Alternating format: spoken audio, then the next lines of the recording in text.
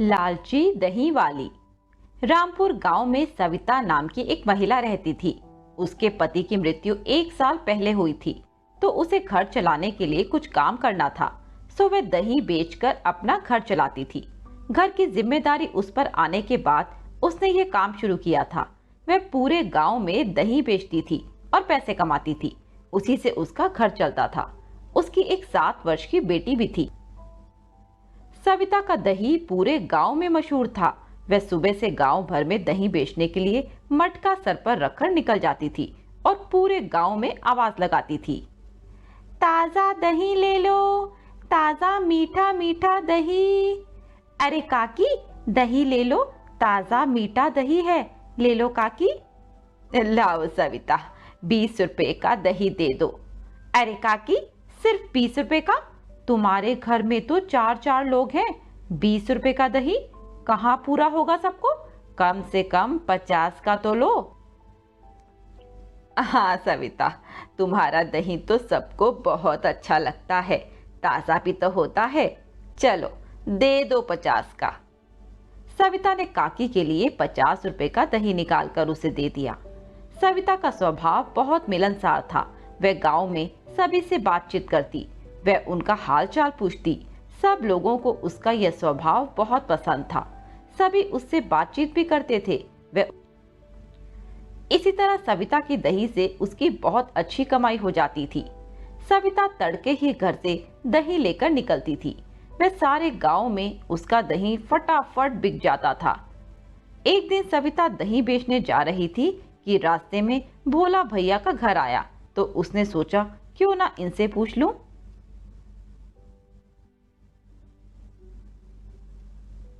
भोला भैया, भोला भैया, बस थोड़ा सा दही बचा है, आप ले लो तो मैं खाली मटका लेकर अपने घर लौट जाऊं। हाँ हाँ, लाओ दे दो। सविता ने बचा हुआ दही भोला के बर्तन में डाल दिया। वह उससे पैसे लेकर घर की तरफ चली गई।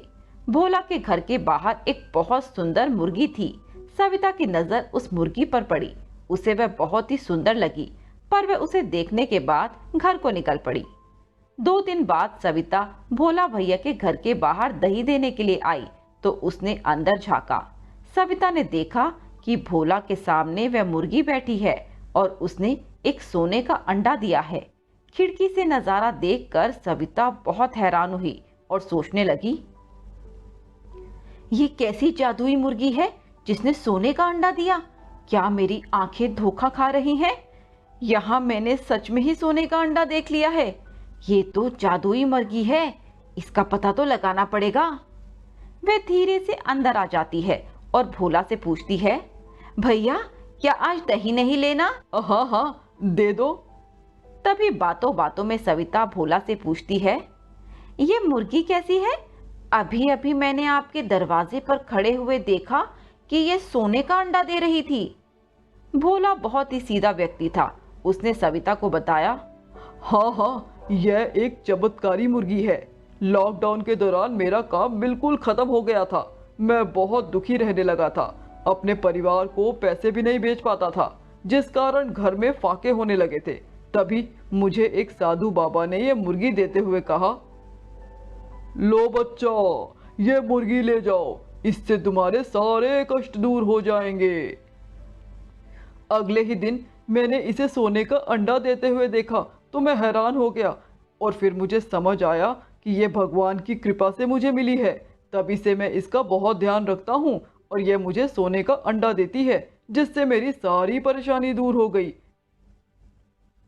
यह सुनकर सविता थोड़ी हैरान, थोड़ी परेशान हो जाती है। वह भोला को दही देकर कुछ कुछ सोचती हुई घर से निकल जाती है। वह मुर्गी को निहारती हुई अपने घर को चल देती है। घर जाकर उसे रात भर नींद नहीं आती। वह सारी रात मुर्गी के बारे में सोचती रहती है। काश मुझे वो मुर्गी मिल जाए तो मेरे तो सारे दुख दूर हो जाएं। क्यों ना मैं भोला की वे मुर्गी चुरा लूं? ऐसे सोचते सोचते पूरी रात उसने आंखों में ही काट दी। सुबह सवेरे जल्दी उठकर सविता दही बेचने निकल जाती है। रास्ते में वह मुर्गी वाले से एक साधारण सी मुर्गी लेती है। वह उसे अपनी दही की टोकरी में छुपाकर भोला के घर को ले जाती है। भोला के घर के बाहर खड़ी होकर सविता आवाज लगाती है, भोला भैया दही ले लो, आज दही बहुत ताजा और मीठा है, बस थोड़ा ही बचा है, आप ले लो। नहीं नहीं, आज दही नहीं चाहिए। ये सुनते सविता थोड़ी निराश, अरे पैसे वैसे मत दो, थोड़ा सा ही बचा है, बस ये ले लो, मैं घर को चली जाऊं। अच्छा, कोई बात नहीं बहन, दे। ये कहते हुए भोला अंदर बर्तन लेने के लिए चला जाता है। इतने में ही सविता चालाकी से अपनी साधारण मुर्गी वहां रखकर उसकी जादुई मुर्गी चुरा लेती है और उसे अपनी दही की टोकरी में रख लेती है। जैसे ही भोला बाहर आता है तो उसे दही पकड़ाकर वे फटाफट वहां से भाग जाती है। अरे बहन, पैसे तो लेती जाओ। पर सविता को वहां से भागने की जल्दी थी। अरे भैया रहने दो, पैसे की कोई बात नहीं, आज तुम ये ऐसे ही ले लो। ये कहते हुए सविता उस टोकरी को पकड़कर अपने घर पे जल्दी से भाग जाती है, जिससे घर जाकर उस मुर्गी का सोने का अंडा निकाल सके। वह तेज कदमों से अपने घर की ओर बढ़ती है। वह घर के अंदर जाते ही अपना दरवाजा बंद कर देती है और टोकरी खोलकर वह मुर्गी को निकालती है। अरे मुर्गी मुझे सोने का अंडा दो, अरे मुर्गी मुझे सोने का अंडा दो। इस तरह सविता 3-4 बार यही बोलती है, पर मुर्गी कोई अंडा नहीं देती, बल्कि वह मुर्गी अपनी चोंच से सविता के मुंह पर वार करती है, जिससे उसके मुंह पर गहरी चोट आ जाती है और खून आने लगता है।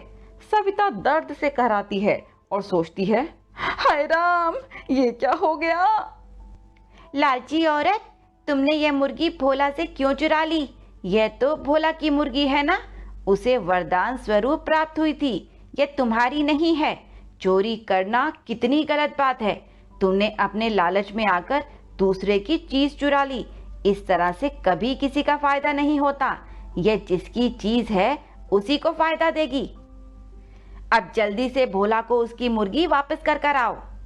यह सुनते ही सविता के होश उड़ जाते हैं। वे डर, अरे मुझे माफ कर दो, मुझसे बहुत बड़ी गलती हो गई जो मैंने उसकी मुर्गी चुराई। अब मुझे इसका फल भी मिल गया, अब मैं किस मुंह से उसके घर जाऊं। उधर भोला अगले दिन बदली हुई मुर्गी देखकर बहुत हैरान हो जाता है और सोचता है। काफी सोचने के बाद उसे याद आता है कि सविता ही दही देने आई थी। जब वह बर्तन लेने अंदर गया, उसी के बाद से उसकी मुर्गी गायब है। वह गांव भर में इस बात की चर्चा कर देता है कि सविता चोर है। सभी गांव वाले भोला की बात मानकर सविता के घर की ओर चल पड़ते हैं। सविता, अरे ओ सविता बहन, क्या तुमने मेरी मुर्गी चुराई है? तुम्हें ऐसा नहीं करना चाहिए था, वह मेरी मुर्गी थी, तुमने क्यों सविता ने भोला और गांव वालों से माफी मांगी। तभी गांव की एक औरत कहती है, अब कोई तुमसे कभी दही नहीं लेगा। सविता बहुत रोती है, बहुत गिड़गिड़ाती है। अरे मेरा घर कैसे चलेगा, मेरी छोटी सी बच्ची है, मैं कैसे घर चलाऊंगी, कहाँ से खाना लाऊंगी। तभी गांव की एक औरत कहती है, ये तो चोरी करने से पहले सोचना चाहिए था। सविता, तुम्हारा अच्छा भला काम चल रहा था, पर लालच में आकर तुमने, अब कोई गांव वाला तुम्हारी कोई मदद नहीं करेगा, क्योंकि हमारे गांव में चोरों की कोई जगह नहीं है, चली जाओ इस गांव से। ये कहते हुए सभी गांव वाले और भोला वहां से चले जाते हैं। सविता रोती गिड़गिड़ाती रह जाती है, पर उसकी लालच का फल हमेशा बुरा होता है, जो कि सविता के साथ हुआ।